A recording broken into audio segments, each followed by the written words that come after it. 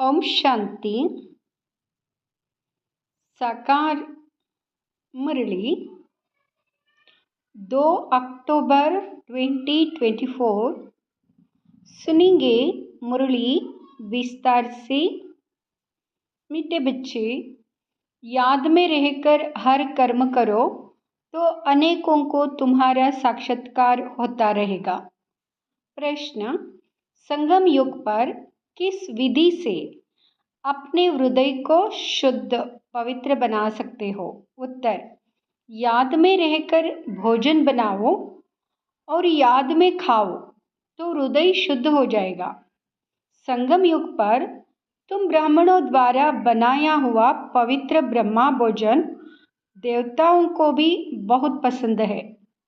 जिनको ब्रह्मा भोजन का कदर रहता वह ताली धोकर भी पी लेते हैं। महिमा भी बहुत है। याद में बनाया हुआ भोजन खाने से ताकत मिलती है, हृदय शुद्ध हो जाता है। ओम शांति। संगम पर ही बाप आते हैं। रोज बच्चों को कहना पड़ता है कि रूहानी बाप रूहानी बच्चों को समझा रहे हैं। ऐसा क्यों कहते हैं कि बच्चे अपने को आत्मा समझो? बच्चों को यह याद पड़े बरोबर बेहद का बाप है। आत्माओं को पढ़ाते हैं, सर्विस के लिए भिन्न भिन्न पॉइंट्स पर समझाते हैं। बच्चे कहते हैं सर्विस नहीं है, हम बाहर में सर्विस कैसे करें? बाप सर्विस की युक्तियाँ बहुत ही सहज बतलाते हैं। चित्र हाथ में हो, रघुनाथ का काला चित्र भी है, गोरा भी हो, श्री कृष्ण का व श्री नारायण का चित्र गोरा भी हो, काला भी हो, भल छोटे चित्र ही हो। श्री कृष्ण का इतना छोटा चित्र भी बनाते हैं। तुम मंदिर के पुजारी से पूछ सकते हो, इनको काला क्यों बनाया है जबकि असल गोरा था? वास्तव में तो शरीर काला नहीं होता है ना। तुम्हारे पास बहुत अच्छे गोरे गोरे भी रहते हैं, परंतु इनका काला क्यों बनाया है? या तो तुम बच्चों को समझाया गया है आत्मा कैसे भिन्न भिन्न नाम रूप धारण करते नीचे उतरती है। जब से कामचिता पर चढ़ती है तब से काला बनती है। जगन्नाथ व श्रीनाथ द्वारे में ढेर यात्री होते हैं। तुमको निमंत्रण भी मिलते हैं। बोलो, हम श्रीनाथ के 84 जन्मों की जीवन कहानी सुनाते हैं। भाइयों और बहनों, आकर सुनो। ऐसा भाषण और कोई तो कर ना सके। तुम समझा सकते हो यह काला क्यों बने हैं। हर एक को पावन से पतित जरूर बनना है। देवताएं जब वामार्ग में गए हैं तब उन्हें काला बनाया है। काम चिता पर बैठने से आयरन एजड बन जाते हैं। आयरन का कलर काला होता है, सोने का गोल्डन, उनको कहेंगे गोरे। वही फिर 84 जन्मों के बाद काले बनते हैं। सीढ़ी का चित्र भी जरूर हाथ में हो। सीढ़ी भी बड़ी हो तो कोई भी दूर से देख सकेंगे अच्छी रीति, और तुम समझाएंगे कि भारत की यह गति है। लिखा हुआ भी है उत्थान और पतन। बच्चों को सर्विस का बहुत शौक होना चाहिए। समझाना है यह दुनिया का चक्र कैसे फिरता है। Golden age, silver age, copper age, फिर यहाँ पुरुषोत्तम संगम युग भी दिखाना है। भल बहुत चित्र नहीं उठाओ। सीढ़ी का चित्र तो मुख्य है भारत के लिए। तुम समझा सकते हो। अब फिर से पतित से पावन तुम कैसे बन सकते हो? पतित पावन तो एक ही बाप है। उनको याद करने से सेकंड में जीवन मुक्ति मिलती है। तुम बच्चों में यह सारा ज्ञान है, बाकी तो सब अज्ञान नींद में सोए हुए हैं। भारत ज्ञान में था तो बहुत धनवान था। अभी भारत अज्ञान में है तो कितना कंगाल है। ज्ञानी मनुष्य और अज्ञानी मनुष्य होते हैं ना। देवी देवता और मनुष्य तो नामी ग्रामी है। देवता ये सत्युग त्रेता में, मनुष्य द्वापर कलयुग में। बच्चों की बुद्धि में सदैव रहना चाहिए सर्विस कैसे करें। वहाँ भी बाप समझाते रहते हैं। सीढ़ी का चित्र समझाने के लिए बहुत अच्छा है। बाप कहते हैं गृहस्थ व्यवहार में रहो। शरीर निर्वाह के लिए धंधा आदि तो करना ही है। जिस्मानी विद्या भी पढ़नी है। बाकी जो टाइम मिले तो सर्विस के लिए ख्याल करना चाहिए, हम औरों का कल्याण कैसे करें। यहाँ तो तुम बहुतों का कल्याण नहीं कर सकते हो, यहाँ तो आते ही हो बाप की मुरली सुनने, इसमें ही जादू है। बाप को जादूगर कहते हैं ना। गाते भी है मुरली तेरी में है जादू, तुम्हारे मुख से जो मुरली बजती है उसमें जादू है।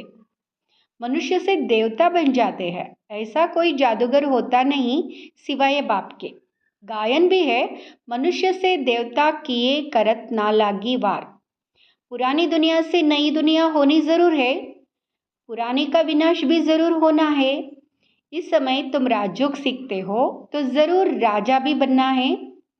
अभी तुम बच्चे समझते हो 84 जन्मों के बाद फिर पहला नंबर जन्म चाहिए, क्योंकि वर्ल्ड की हिस्ट्री ज्योग्राफी रिपीट होती है। सत्युग त्रेता जो भी होकर गया है सो फिर रिपीट होना है जरूर। तुम यहाँ बैठे हो तो भी बुद्धि में यह याद करना है कि हम वापिस जाते हैं, फिर सतोप्रधान देवी देवता बनते हैं, उनको देवता कहा जाता है। अभी मनुष्यों में दैवी गुण नहीं है, तो सर्विस तुम कहाँ भी कर सकते हो। कितना भी धंधा आदि हो, गृहस्थ व्यवहार में रहते भी कमाई करते रहना है। इसमें मुख्य बात है पवित्रता की, प्योरिटी है तो पीस प्रॉस्पेरिटी भी है। कंप्लीट प्योर बन गए तो फिर यहाँ नहीं रह सकते, क्योंकि हमको शांतिधाम जरूर जाना है। आत्मा प्योर बन गई तो फिर आत्मा को इस पुराने शरीर के साथ नहीं रहना है। यह तो इम्प्योर है ना। 5 तत्व भी इम्प्योर है, शरीर भी इनसे ही बनता है। इनको मिट्टी का पुतला कहा जाता है। 5 तत्व का शरीर एक खत्म होता है, दूसरा बनता है। आत्मा तो है ही, आत्मा कोई बनने की चीज नहीं है। शरीर पहले कितना छोटा फिर कितना बड़ा होता है, कितने ऑर्गन्स मिलते हैं जिससे आत्मा सारा पार्ट बजाती है। यह दुनिया ही वंडरफुल है, सबसे वंडरफुल है बाप जो आत्माओं का परिचय देते हैं। हम आत्मा कितनी छोटी है, आत्मा प्रवेश करती है, हर एक चीज वंडरफुल है। जानवरों के शरीर आदि कैसे बनते हैं, वंडर है ना। आत्मा तो सब में वही छोटी है। हाथी कितना बड़ा है, उनमें इतनी छोटी आत्मा जाकर बैठती है। बाप तो मनुष्य जन्म की बात समझाते हैं। पुरुष कितने जन्म लेते हैं, 84 लाख जन्म तो है नहीं। समझाया है जितने धर्म है उतनी वैरायटी बनती है। हर एक आत्मा कितने फीचर्स का शरीर लेती है, वंडर है ना। फिर जब चक्र रिपीट होता है, हर जन्म में फीचर्स, नाम, रूप आदि बदल जाते हैं। ऐसे नहीं कहेंगे कृष्ण काला कृष्ण गोरा, नहीं। उनकी आत्मा पहले गोरी थी, फिर 84 जन्म लेते लेते काली बनती है। तुम्हारी भी आत्मा भिन्न भिन्न फीचर्स, भिन्न भिन्न शरीर लेकर पार्ट बजाती है। यह भी ड्रामा है। तुम बच्चों को कभी भी कोई फिक्रात नहीं होनी चाहिए। सब एक्टर्स है, एक शरीर छोड़ दूसरा लेकर फिर पार्ट बजाना ही है। हर जन्म में संबंध आदि बदल जाता है। तो बाप समझाते हैं यह बना बनाया ड्रामा है। आत्मा ही 84 जन्म लेते लेते तमोप्रधान बनी है। अब फिर आत्मा को सतोप्रधान बनना है, पावन तो जरूर बनना है। पावन सृष्टि थी, अब पतित है, फिर पावन होनी है। सतोप्रधान तमोप्रधान अक्षर तो है ना। सतोप्रधान सृष्टि, फिर सतो रजो तमो सृष्टि। अभी जो तमोप्रधान बने हैं वही फिर सतोप्रधान कैसे बने, पतित से पावन कैसे बने। बरसात के पानी से तो पावन नहीं बनेंगे, बरसात से तो मनुष्यों का मौत भी हो जाता है। फ्लड्स हो जाती है तो कितने डूब जाते हैं। अभी बाप समझाते रहते यह सब खंड नहीं रहेंगे। नेचुरल कैलामिटीज भी मदद देंगी, कितने ढेर मनुष्य जानवर आदि बह जाते हैं। ऐसे नहीं कि पानी से पावन बन जाते हैं, वह तो शरीर चला जाता है। शरीरों को तो पतित से पावन नहीं बनना है, पावन बनना है आत्मा को। सो पतित पावन तो एक बाप है। बल वहाँ जगत गुरु कहलाते हैं, परंतु गुरु का तो काम है सदगति देना। वह तो एक ही बाप सद्गति दाता है। बाप सद्गुरु ही सद्गति देते हैं। बाप समझाते तो बहुत रहते हैं, यह भी सुनते हैं ना। गुरु लोग भी बाजू में शिष्य को बिठाते हैं सिखलाने के लिए, यह भी उनके बाजू में बैठता है। बाप समझाते हैं तो यह भी समझाते होंगे ना। इसलिए गुरु ब्रह्मा नंबर 1 में जाता है। शंकर के लिए तो कहते हैं आंख खोलने से भस्म कर देते हैं, फिर उनको तो गुरु नहीं कहा जाए। फिर भी बाप कहते बच्चों माँ में कम याद करो। कई बच्चे कहते हैं इतने धंधे दौरे की फिक्रात में रहते, हम अपने को आत्मा समझ बाप को कैसे याद करें। बाप समझाते हैं भक्ति मार्ग में भी तुम हे ईश्वर हे भगवान कह याद करते हो ना। याद तब करते हो जब कोई दुख होता है। मरने समय भी कहते राम राम बोलो। बहुत संस्था है जो राम नाम का दान देती है, जैसे तुम ज्ञान का दान देते हो, वह फिर कहते राम बोलो राम बोलो। तुम भी कहते हो शिव बाबा को याद करो, वह तो शिव को जानते ही नहीं, ऐसे राम राम कह देते। अब यहाँ भी क्यों कहते हैं कि राम कहो जबकि परमात्मा सब में है। बाप बैठ समझाते हैं राम व कृष्ण को परमात्मा नहीं कहा जाता, उन्हें देवता कहा जाता है। उनकी भी कलाएं कम होती जाती है। हर एक चीज़ की कला कम तो होती ही है। कपड़ा भी पहले नया फिर पुराना होता है। कपड़ा भी पहले नया फिर पुराना होता है। तो बाप इतनी बातें समझाते हैं फिर भी कहते मेरे मीठे मीठे रूहानी बच्चों अपने को आत्मा समझो, सिमर सिमर सुख पाओ। यह तो दुख धाम है। बाप को और वर्षे को याद करो, याद करते करते अतः सुख पाएंगे। कलह क्लेश बीमारी आदि जो भी है सब छूट जाएंगे। तुम 21 जन्मों के लिए निरोगी बन जाते हो। कलह क्लेश मिटे तब तन के जीवन मुक्ति पद पाओ। गाते हैं परंतु एक्ट में नहीं आते हैं। तुमको बाप प्रैक्टिकल में समझाते हैं। बाप को सिमरो तो तुम्हारी सब मनोकामनाएं पूरी हो जाएगी, सुखी हो जाएंगे। मोचरा खाकर मानी टुकड़ खाना, सजा खाकर रोटी का टुकड़ा खाना अच्छा नहीं है। सबको ताज़ा रोटी पसंद आती है। आजकल तो तेल ही चलता है, वहाँ तो घी की नदियाँ बहती है। तो बच्चों को बाप का सिमरण करना है। बाबा ऐसे भी नहीं कहते यहाँ बैठकर बाप को याद करो, नहीं, चलते फिरते घूमते शिव बाबा को याद करना है। नौकरी आदि भी करनी है, बाप की याद बुद्धि में रहनी चाहिए। लौकिक बाप के बच्चे नौकरी आदि करते हैं तो याद रहता ही है ना। कोई भी पूछेगा तो झट बताएंगे हम किसके बच्चे हैं। बुद्धि में बाप की प्रॉपर्टी भी याद रहती है। तुम भी बाप के बच्चे बने हो तो प्रॉपर्टी भी याद है, बाप को भी याद करना है, और कोई से संबंध नहीं। आत्मा में ही सारा पाठ नोंदा हुआ है जो इमर्ज होता है। इस ब्राह्मण कुल में तुम्हारा जो कल्प कल्प पाठ चला है वही इमर्ज होता रहता है। बाप समझाते हैं खाना बनाओ, मिठाई बनाओ, शिव बाबा को याद करते रहो। शिव बाबा को याद कर बनाएंगे तो मिठाई खाने वाले का भी कल्याण होगा। कहाँ साक्षात्कार भी हो सकता है, ब्रह्मा का भी साक्षात्कार हो सकता है। शुद्ध अन्न पड़ता है तो ब्रह्मा का, श्री कृष्ण का, शिव का साक्षात्कार कर सकते हैं। ब्रह्मा है यहाँ, ब्रह्मा कुमार कुमारियों का नाम तो होता है ना। बहुतों को साक्षात्कार होते रहेंगे क्योंकि बाप को याद करते हो ना। बाप युक्तियाँ तो बहुत ही बताते हैं। वह मुख से राम राम बोलते हैं, तुमको मुख से कुछ बोलना नहीं है।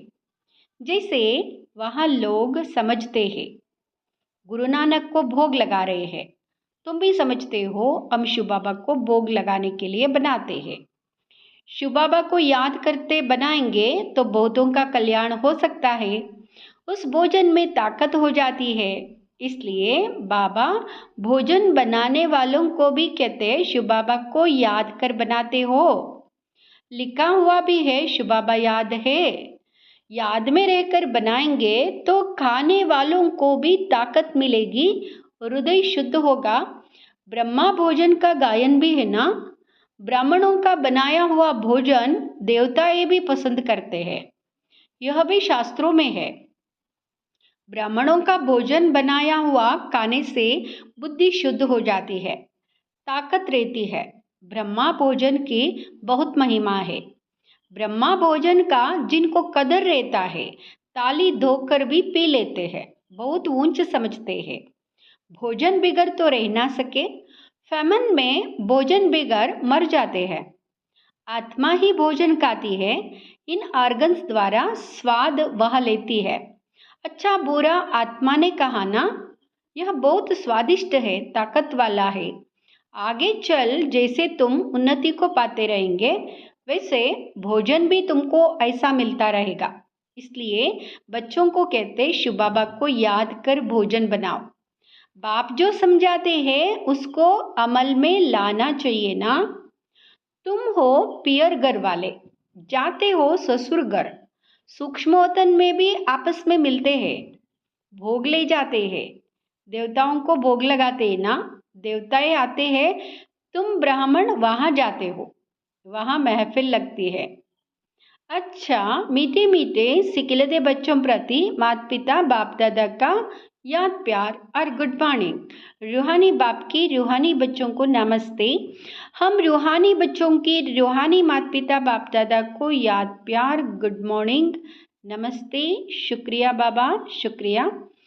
धारणा के लिए मुख्य सार। फर्स्ट, किसी भी बात की फिक्रात नहीं करनी है, क्योंकि यह ड्रामा बिल्कुल एक्यूरेट बना हुआ है। सभी एक्टर्स इसमें अपना अपना पार्ट बजा रहे हैं।